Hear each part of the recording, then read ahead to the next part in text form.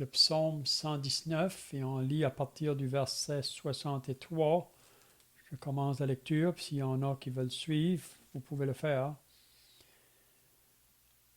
Psaume 119, 163. Je hais, je déteste le mensonge. J'aime ta loi.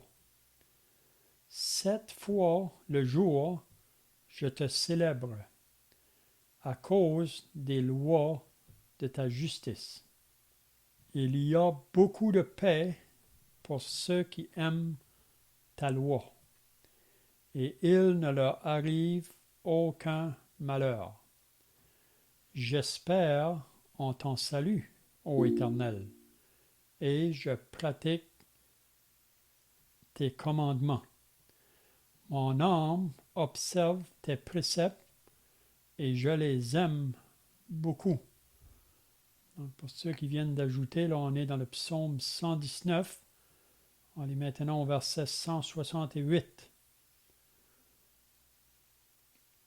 Je garde tes ordonnances et tes préceptes, car toutes mes voies sont devant toi. Donne-moi l'intelligence selon ta promesse. Que ma supplication arrive jusqu'à toi. Délivre-moi selon ta promesse. Que mes lèvres publient ta louange, car tu m'enseignes tes statuts. Que ma langue chante ta parole, car tous tes commandements sont justes. Que ta main me soit en aide, car j'ai choisi tes ordonnances. Je soupire après ton salut, ô Éternel, et ta loi fait mes délices. Que mon âme vive et qu'elle te loue, et que tes jugements me soutiennent. Je suis errant comme une brebis perdue. Cherche ton serviteur, car je n'oublie point tes commandements. Amen. Donc, si vous étiez là la semaine passée, on avait regardé encore le psalmiste ici qui pouvait nous dire là, au verset 161, « Des princes me persécutent sans cause. » Donc, on avait dit que celui qui a écrit le psaume 119, son grand désir, c'est d'obéir à la parole de Dieu, obéir aux commandements de Dieu, aux ordonnances de Dieu. Mais à cause qu'il veut obéir, cela lui apporte de l'opposition de la part de ceux qui l'entourent, ceux qui sont toujours sans Dieu. Mais le psalmiste ne se laisse pas intimider. Il ne laisse pas les gens autour de lui l'arrêter à aimer Dieu puis à vouloir obéir ses commandements.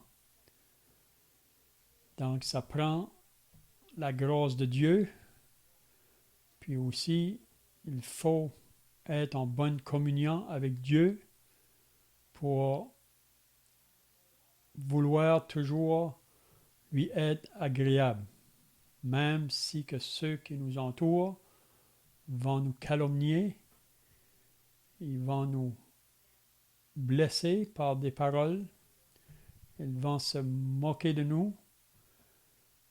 Donc il ne faut jamais oublier que si on est associé à Christ, que lui a été persécuté, lui a été moqué, lui a connu beaucoup d'opposition.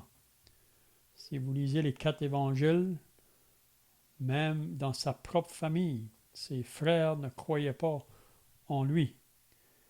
Mais le Seigneur Jésus a poursuivi sa route sans se laisser détourner de ses adversaires. Donc, si on est associé à lui, il faut s'attendre à avoir les mêmes choses. Même Jésus a dit à ses disciples dans Jean 15 au verset 18, « Si le monde vous haït, sachez qu'il m'a haï avant vous. Si vous étiez du monde, le monde vous aimerait. Mais parce que vous n'êtes plus du monde, le monde va vous haïr. » Même Pierre nous dit dans son épître que si quelqu'un souffre comme un chrétien, qu'il n'en ait point honte, mais plutôt qu'il glorifie Dieu. Donc, il n'y a pas d'exception. Toute personne qui veut vivre pieusement en Jésus-Christ seront persécutées. Il n'y a pas de détour, si on peut dire. Mais être persécuté pour le nom de Christ, il y a de la joie quand on est persécuté pour son nom. C'est pour ça que Jésus disait dans Matthieu 5, là, « Heureux serez-vous lorsqu'on vous outragera, quand on vous persécutera, quand on dira de vous toutes sortes de mal à cause de mon nom. Réjouissez-vous, car il y a une grande récompense qui vous attend dans les cieux. » Donc, tous ceux qui auront souffert pour le nom de Christ, un jour, au tribunal de Christ, ils recevront des récompenses, même que Jésus promet même des couronnes qui vont être données au tribunal de Christ. Puis on sait que ces couronnes-là, c'est pas pour nous-mêmes, c'est pas pour qu'on les garde, mais on pourra les déposer aux pieds du Seigneur. Quand on réalise le prix que lui a payé pour racheter nos âmes, il a été jusqu'à la mort, même jusqu'à la mort de la croix. Donc nous, en retour, on doit être prêt à souffrir pour son nom. Puis c'est comme j'ai dit, c'est pas une souffrance qui nous abat. Si on souffre pour son nom, il y a la joie. On a ça dans les Actes au chapitre 5. Après que les apôtres avaient été battus de verge, ça dit qu'ils sont partis joyeux d'avoir subi ces choses-là pour le nom de Christ. Donc, ce soir, on va commencer au verset 163 du psaume 119, là, pour ceux qui sont ajoutés. Donc, je ne sais pas si que vous avez des pensées, si vous étiez là la semaine passée, de qu'est-ce qu'on avait vu là. Sinon, on va commencer au verset 163. Peut-être ajouter un simple commentaire en rapport avec la classe des gens, si on veut, la fourchette étendue des gens qui sont loin de la parole, loin de Dieu. Les gens peuvent avoir l'impression qu'ils sont corrects parce qu'ils sont neutres. Finalement, ils vont dire un peu logiquement, je sais pas trop, puis je respecte les gens qui le croient, moi, je crois plus ou moins. Et ils se pensent neutres. Ils ne vont pas persécuter ouvertement, ils ne vont pas s'en prendre à ce qu'on appellerait les enfants, à ceux qu'on appellerait les enfants de Dieu, ceux qui prêchent la parole. Et le danger là-dedans, c'est de se sentir comme en sécurité parce que finalement, on n'est pas contre Dieu. On est quand même neutre et respectueux, on ne sait pas trop, on n'est pas sûr. Donc, on se dit à quelque part, Dieu me voit, me comprend, je suis correct. Mais cette pensée est tout à fait fausse. Il n'y a pas de camp de neutralité où on est pour Jésus, où on est contre Jésus. L'impression de neutralité, elle est dans le cœur de l'homme seulement. Elle est le fruit de son imagination. Parce que Jésus a dit, celui qui n'est pas pour moi est contre moi.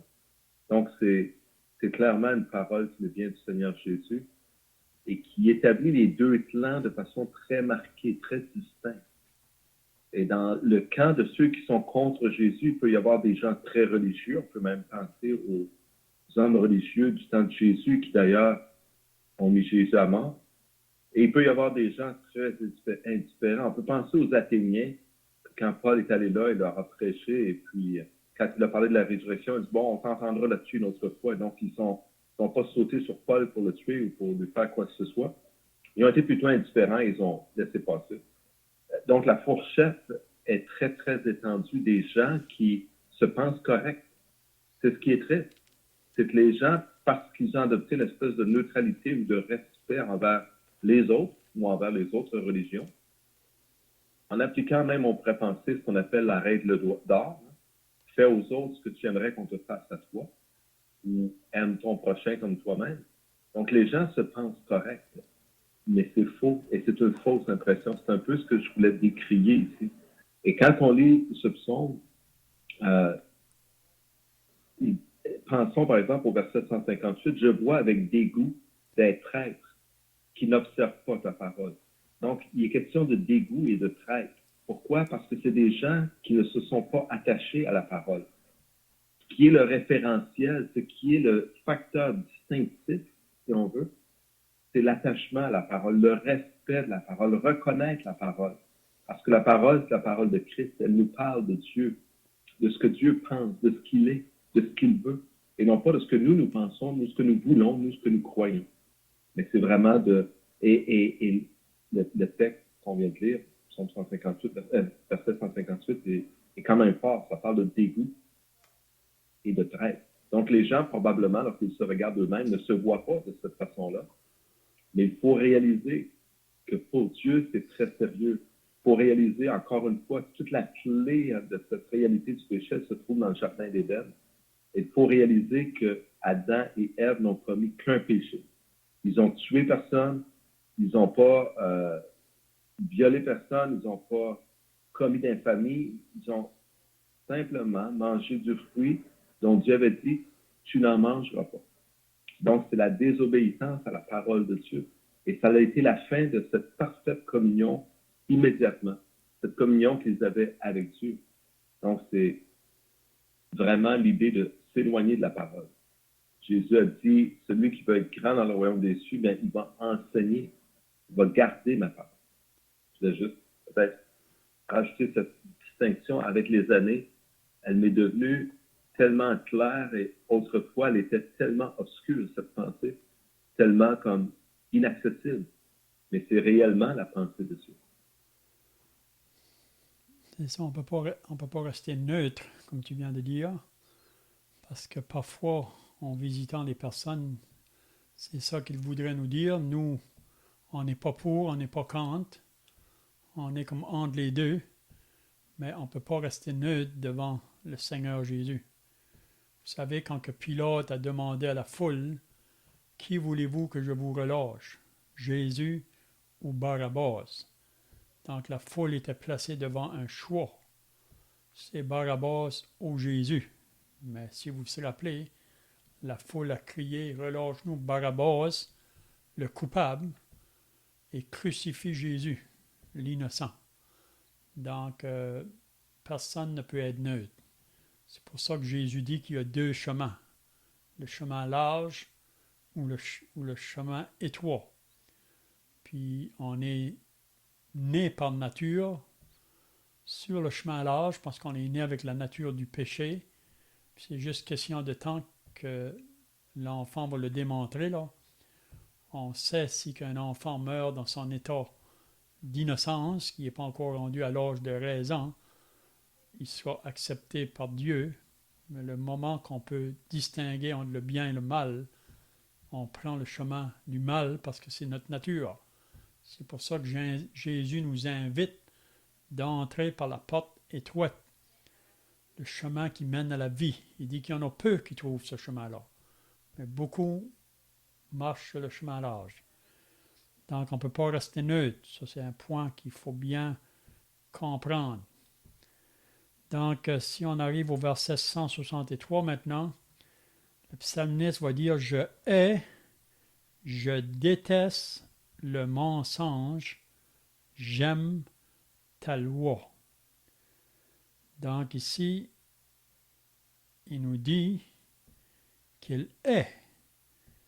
Donc on pourrait dire que le psalmiste est du côté de Dieu, si on peut dire, ou qui pense comme Dieu. Parce que Dieu aussi hait le mensonge, ou déteste le mensonge. Parce que il dit ensuite, j'aime ta loi. Parce qu'on ne peut pas dire qu'on aime la loi de Dieu si on dit des mensonges, ou si on est menteur. Parce que vous savez que le mensonge, c'est le 9e commandement dans la loi. Donc, avant d'être sauvé, on prend plaisir au mensonge ou que ça ne nous fait rien de dire des mensonges. Mais après qu'une personne est née de nouveau, née de l'esprit, c'est pas qu'un croyant ne peut pas dire un mensonge, c'est encore une possibilité, mais s'il le fait, il attriste le Saint-Esprit, puis lui-même, il perd sa joie dans le Seigneur. Mais c'est pour ça que le moment que le croyant est conscient qu'il a menti, il veut le confesser au Seigneur. Parce que le moment qu'on dit un mensonge, on attriste même le Seigneur. On attriste le Saint-Esprit. C'est pour ça que l'apôtre Paul nous dit dans Éphésiens 4, c'est pourquoi renoncez au mensonge et que chacun de vous dit la vérité à son prochain.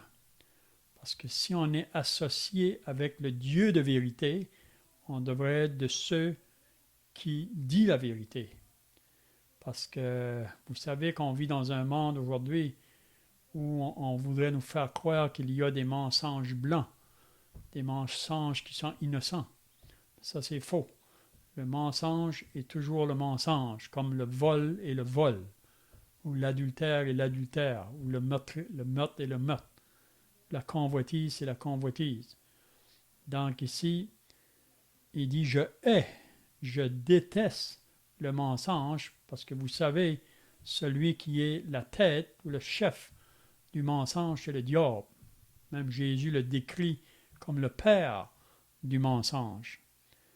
Donc, comme croyant, on devrait rejeter le mensonge et dire la vérité. Donc, si on dit qu'on aime Dieu ou qu'on a connu Dieu, on devrait obéir ses commandements. C'est ça que Jean nous dit dans son épître. Parce qu'il dit que si on dit qu'on aime, mais on n'obéit pas ses commandements, on est menteur, on n'est pas vrai. Donc, je hais, je déteste le mensonge. Puis probablement, le psalmiste ici, face à des persécutions, des fois, ou l'opposition, même on voudrait nous faire nier la vérité, mais si on aime réellement la loi, puis aimer la loi, vraiment, c'est aimer Dieu, parce que Dieu est l'auteur de la loi, hein, ou ses commandements. Donc, je ne sais pas si vous avez d'autres pensées ici.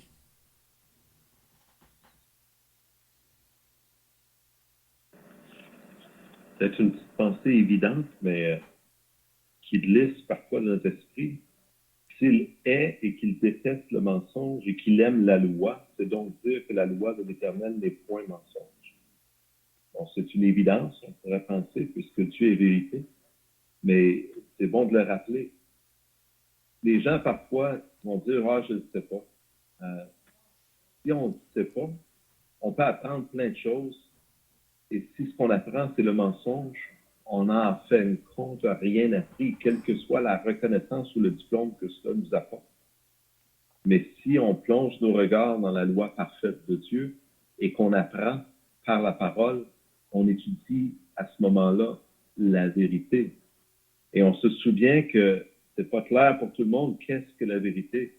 Il y en a qui vont dire « Ah, tout le monde a sa vérité » ou il y a la vérité dans chaque religion ou des pensées de ce genre-là. Les gens sont plus ou moins conscients de ce qu'est la vérité. Mais on sait cette question que Pilate a posée à Jésus, qu'est-ce que la vérité? Et la vérité, c'est pas une chose, c'est une personne.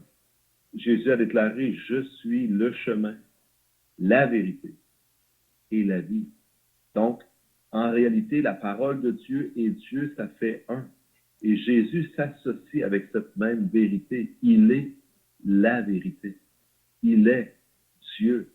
Et je me souviens pas du verset, mais je suis persuadé, dans ce psaume 119, à un moment donné, on a vu le verset qui dit « Ta parole est la vérité ». Donc, c'est un peu la pensée qui se dégage de ce psaume, de ce verset 163 aussi. Mhm. Puis on dit qu'avec la langue, on peut faire trois choses. On peut mentir, on peut médire, la médisance, ou on peut calomnier.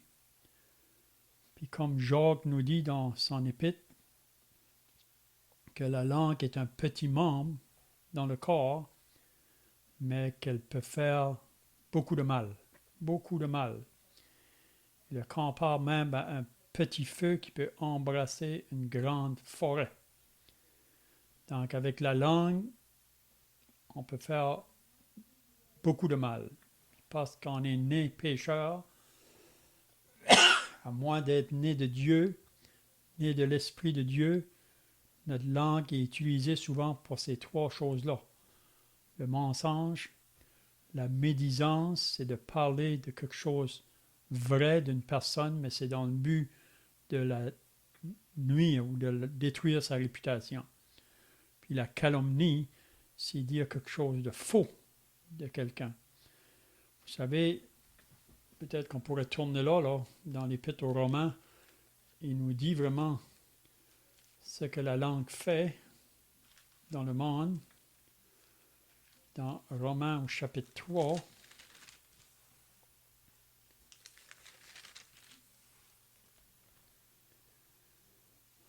et le verset 13, Romains 3 et le verset 13, il dit « Leur gosier est un sépulcre ouvert. » Vous pouvez vous imaginer ce qui peut sortir du gosier ou de la langue, vraiment. Leur gosier est un sépulcre ouvert. Je ne sais pas si vous avez déjà arrêté devant un sépulcre ouvert.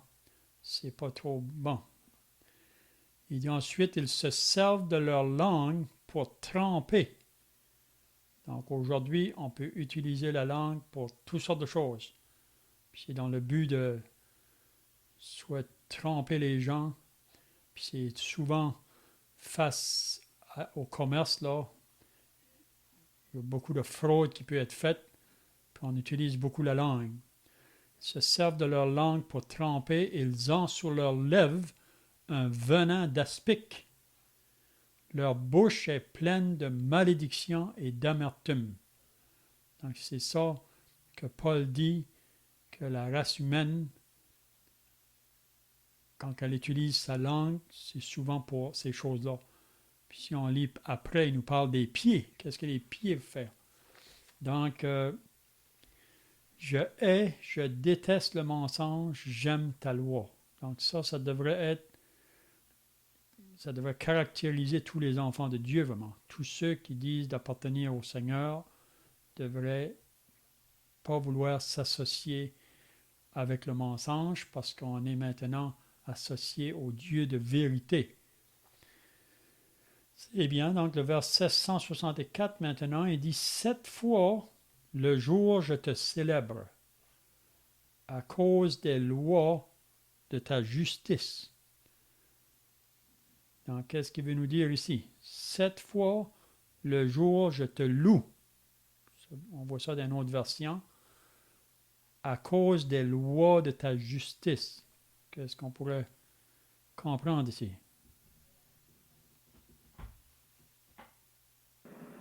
Bon, le 7 fois le jour, on sait que le chiffre 7 est souvent utilisé dans la Bible comme un chiffre de plénitude de Dieu. Donc, 7 fois le jour, je te célèbre ou je te loue, comme tu mentionnais, Léon, à cause des lois de ta justice. Donc, c'est le contraire de ce que beaucoup de gens font aujourd'hui. Beaucoup, lorsqu'il leur arrive un malheur, vont élever le poing vers Dieu et le maudire. Ils vont attribuer à Dieu toutes sortes de méfaits. Mais le psalmiste fait tout à fait le contraire. En fait, j'ai déjà dit à des gens, pourquoi ne voulez-vous venir à Dieu quand vous considérez les commandements de Dieu? Ne mange pas, ne mens pas, ne tue pas, ne commets pas d'adultère, aime ton père et ta mère, aime Dieu. Qu'est-ce que vous trouvez mal dans ces commandements-là? Et les gens n'ont rien à redire, vraiment. Les commandements sont justes, sont corrects, ils le reconnaissent. Mais ils ne louent pas Dieu pour cela. Encore une fois, pour cette vérité dont on parlait, de connaître la vérité et de connaître donc ce qui est droit. Est-ce que l'homme peut définir lui-même ce qui est droit et ce qui est croche? Est-ce que ce qui est croche, c'est-à-dire l'homme, pourrait définir ce qui est droit? Donc Dieu est droit, Dieu est rectitude et Dieu définit ce qui est droit. Et le psalmiste le reconnaît en lisant sa parole. Et il se rend compte de toute la justice et la gloire qui appartient à Dieu et qui est révélée à nous, à nos cœurs, par la parole de Dieu. Mhm.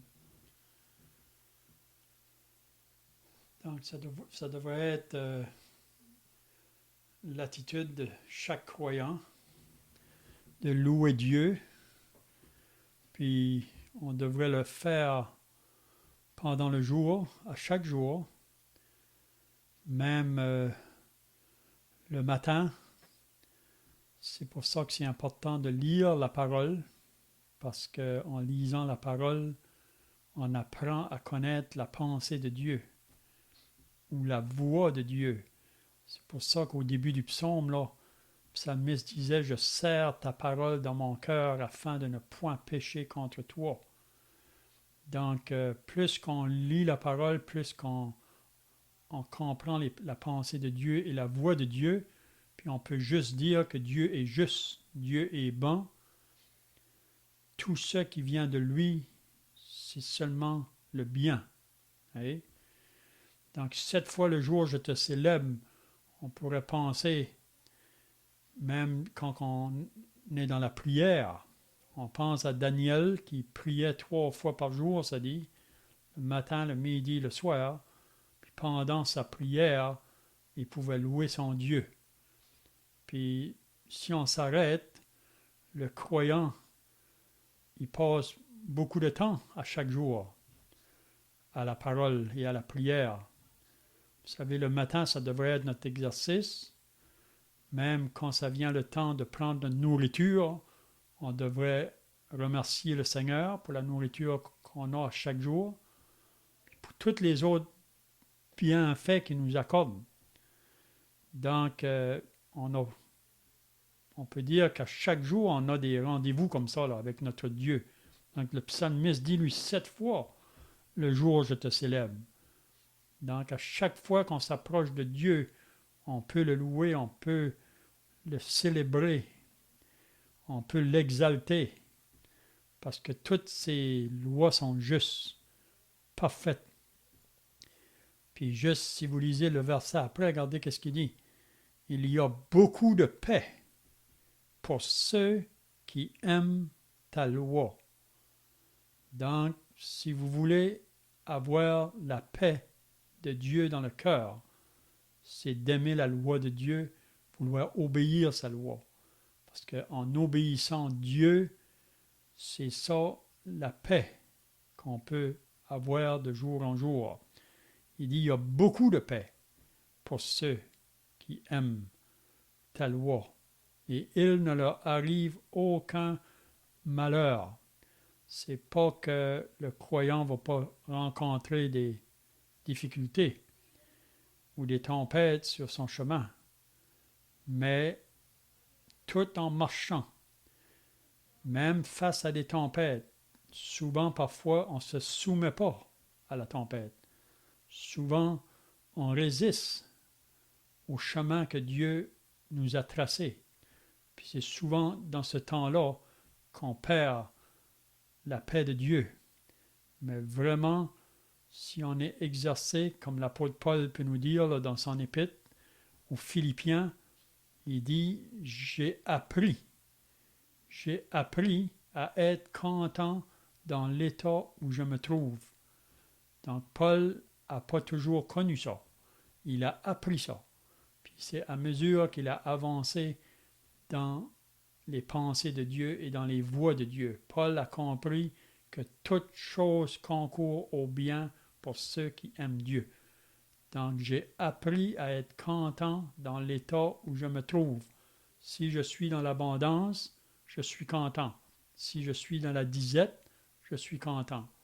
Si je suis dans la santé, je suis content. Si je suis dans la maladie, je suis content.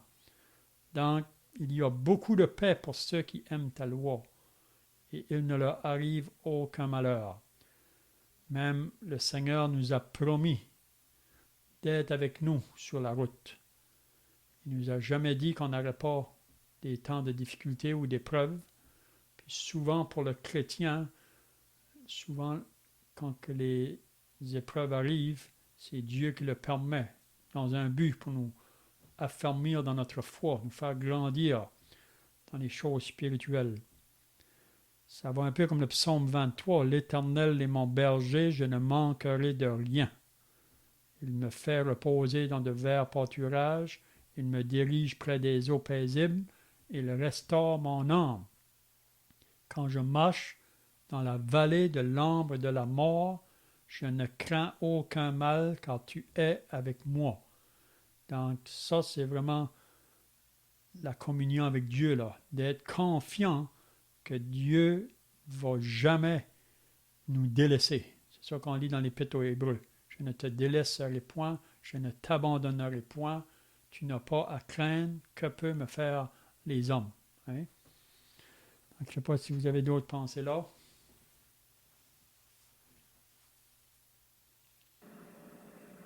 Encore une fois, peut-être souligner l'évidence que les chrétiens ont raison de louer Dieu, comme on vient de le lire dans ce psaume, verset 164. Pourquoi? À cause de la justice de Dieu. Et qu'est-ce que la justice de Dieu nous enseigne?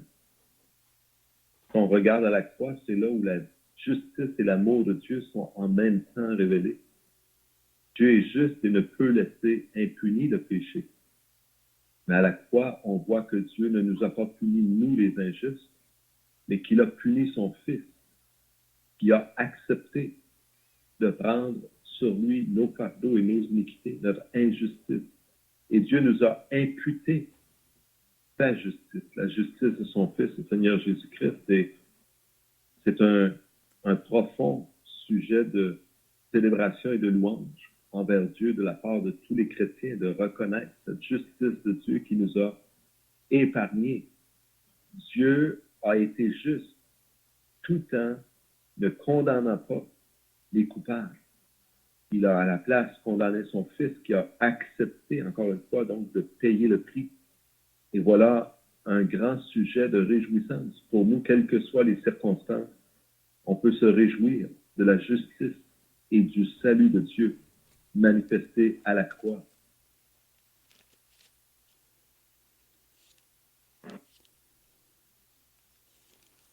Donc le prophète Jérémie a compris aussi cette vérité-là. Si vous lisez dans Jérémie 17, Jérémie parle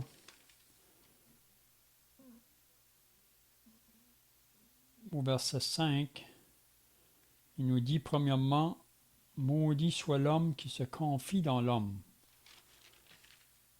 qui prend la chair pour son appui et qui détourne son cœur de l'Éternel. Il est comme un misérable dans le désert, et il ne voit point arriver le bonheur. Il habite les lieux brûlés du désert, une terre salée et sans habitants. » En contraste, il va dire « Béni soit l'homme ». Donc en premier, il dit « Maudit l'homme qui se confie dans l'homme ». Parce que se confier dans les hommes, c'est vraiment le désastre. C'est vraiment... Il n'y a pas de paix là. Mais au verset 7, il va dire « Béni soit l'homme qui se confie dans l'Éternel. » Et dans l'Éternel est l'espérance. Il est comme un arbre planté près des eaux et qui étend ses racines vers le courant. Il n'aperçoit point la chaleur quand elle vient, c'est pas que la chaleur vient pas, elle vient, mais il n'aperçoit point la chaleur quand elle vient, et son feuillage reste vert. Dans l'année de la sécheresse, il n'a point de crainte, et il ne cesse de porter du fruit. Donc ça, c'est l'homme béni. Puis on pourrait dire ici que le psalmiste, c'est vraiment un homme béni. Vraiment de marcher dans les voies de Dieu, c'est là la bénédiction, c'est là la paix. Même le verset 166, il va dire « J'espère en ton salut, ô Éternel, et je pratique tes commandements. » Donc, son espérance est en Dieu. Face à ceux qui le persécutent, ceux qui se moquent de lui, ceux qui le méprisent, ceux qui le rejettent, ceux qui veulent lui faire du mal, le psalmiste ici, j'espère en ton salut. Parce qu'il sait que Dieu le garde, Dieu est son protecteur, Dieu est son rocher. Et donc, on peut se confier en l'Éternel, on peut espérer en lui, face même au danger. Si on lit là les paroles de l'apôtre Paul, si on va dans 1 Corinthiens 4,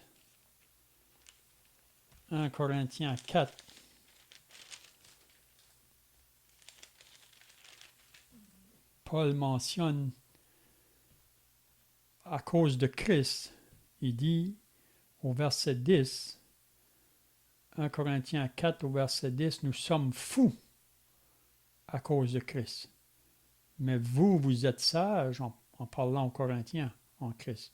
Nous sommes faibles, mais vous êtes forts. Vous êtes honorés et nous sommes méprisés. Jusqu'à cette heure, nous souffrons la faim, la soif, la nudité. Nous sommes maltraités, errants, ça et là. Nous nous fatiguons à travailler de nos propres mains, injuriés nous bénissant, persécutés nous supportant, calomniés nous parlant avec bonté. Nous sommes devenus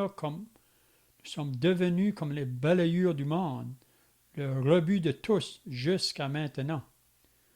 Donc on voit que les apôtres ont rencontré beaucoup d'opposition, un peu comme le psalmiste ici, mais il y a une joie à souffrir pour le nom de Christ, comme on disait au début, parce que même face au danger, on espère en l'Éternel, on se confie en lui, comme les 3 amis de Daniel, avant qu'ils aient été jetés dans la fournaise de feu, ils ont dit au roi Nebuchadnezzar, parce que le roi voulait que toutes les personnes là se prosternent devant la statue qu'il avait construite, mais ces 3 amis de Daniel ont refusé. Puis le roi lui a donné une deuxième chance, mais ils ont dit au roi, le Dieu que nous servons peut nous délivrer. Puis ils ont dit, même s'il ne va pas nous délivrer, nous, on ne va pas se prosterner devant la statue. Donc, vivre la vie de foi, c'est, on croit que Dieu peut nous délivrer, mais aussi, il faut croire que Dieu peut nous laisser mourir pour la cause de son nom, puis ça va y amener de la gloire.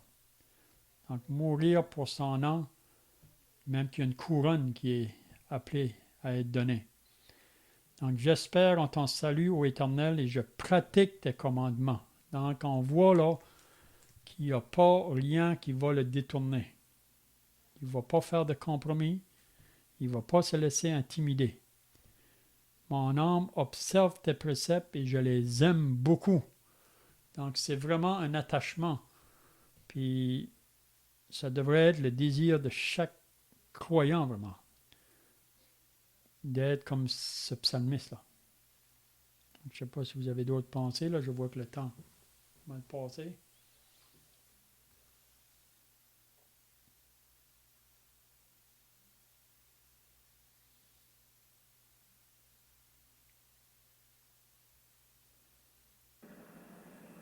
j'avais pensé qu'il aurait été possible de lire encore dans Romains au chapitre 3 pour parler de la justice de Dieu. Tu crois comme tu veux, Léon, au verset 21 jusqu'à peu près 28.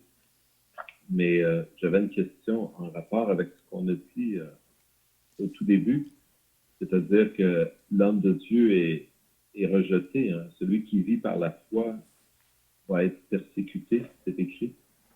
Ici, ça semble un peu contradictoire. Le verset nous dit, il y a beaucoup de paix pour ceux qui aiment la loi et il ne leur arrive aucun malheur.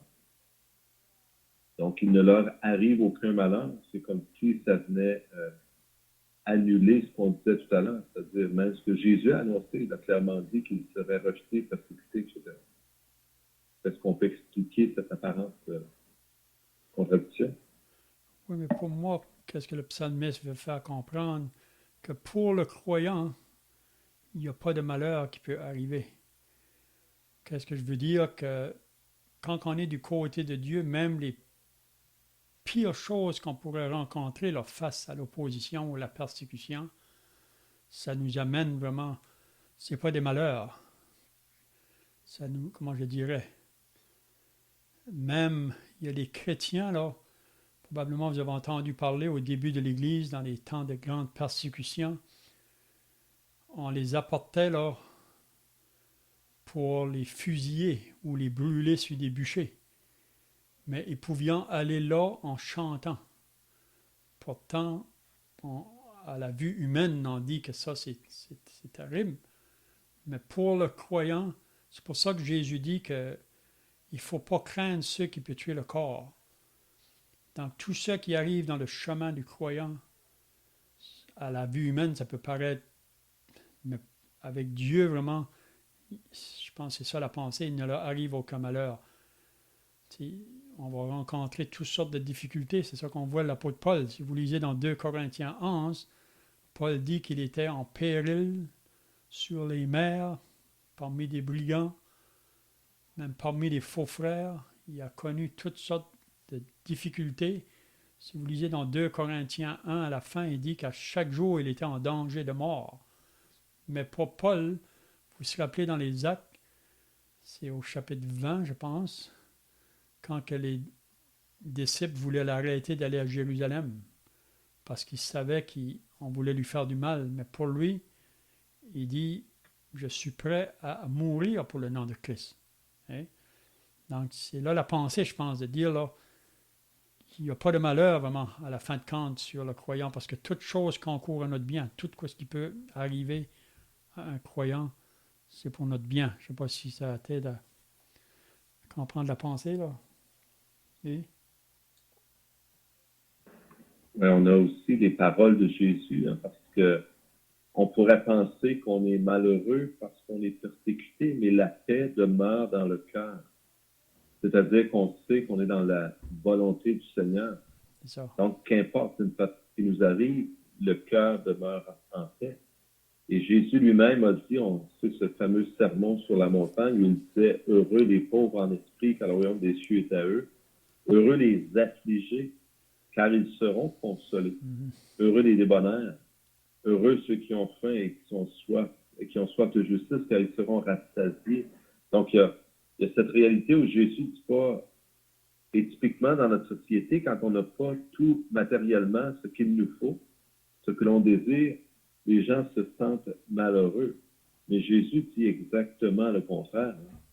Ceux qui sont affligés, ceux qui sont débonnaires, etc., heureux.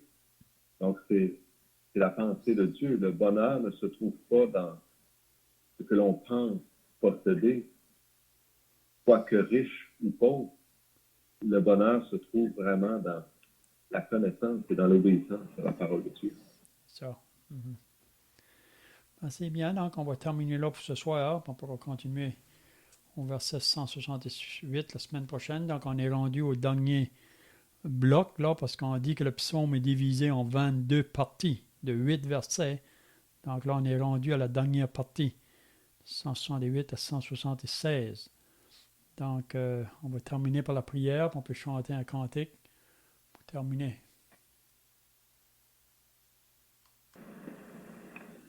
Prions. Notre Dieu, tu nous montres la vérité et il n'y a aucun moyen pour l'homme de connaître la vérité s'il s'éloigne de toi, qui est la vérité. S'il s'éloigne, Seigneur, de ta parole, qui est la vérité. S'il rejette ton Fils, qui est la vérité. Et Seigneur, cette vérité nous enseigne que dans ta justice, tu as voulu justifier les pécheurs que nous sommes. Et cela en raison de ton amour pour nous. Personne sur la terre ne peut expliquer cet amour, Seigneur. Cet amour qui donne librement sans rien recevoir en retour. Cet amour qui vient de toi. Tu es amour, tu es justice, tu es vérité. Et notre langue fait bien de te louer 7 fois le jour, comme nous l'avons lu dans ce psaume et comme le psalmiste faisait.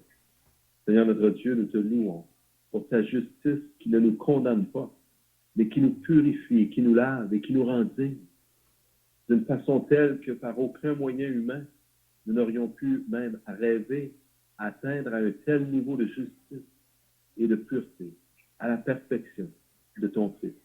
Père, nous te louons encore une fois pour toutes ces choses et te prions de bénir ces pensées à nos cœurs, quelles que soient peut-être les épreuves que nous traversions ce soir, cette semaine, dans les mois à venir, dans les années passées, dans les années à venir. Seigneur, tu connais toutes choses. Et nous l'avons entendu ce soir également.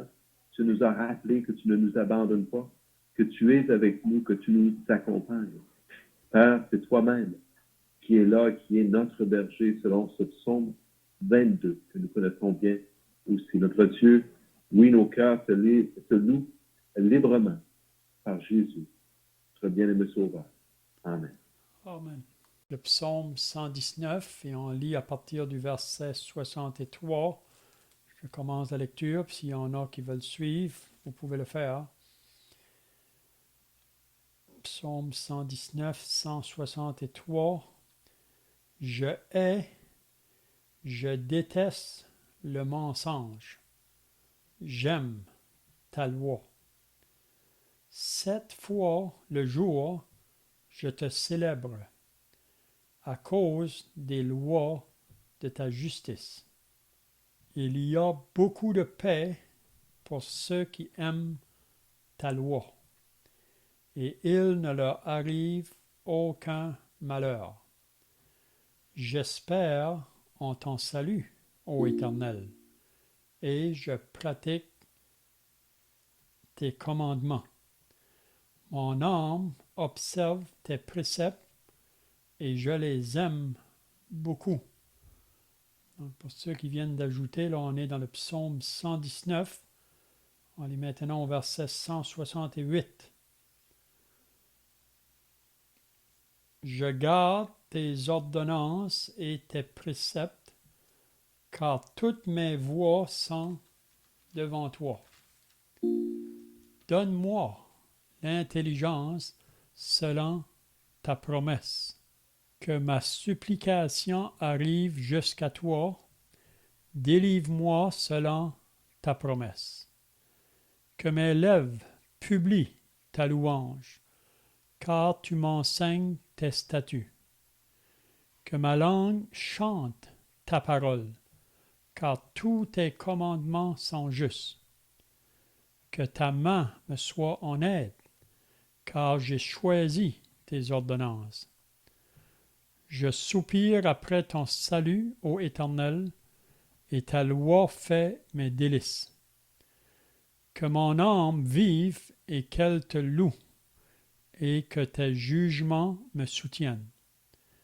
Je suis errant comme une brebis perdue. Cherche ton serviteur, car je n'oublie point tes commandements. Amen. Donc, si vous étiez là la semaine passée, on avait regardé encore le psalmiste ici qui pouvait nous dire là, au verset 161, « Des princes me persécutent sans cause ».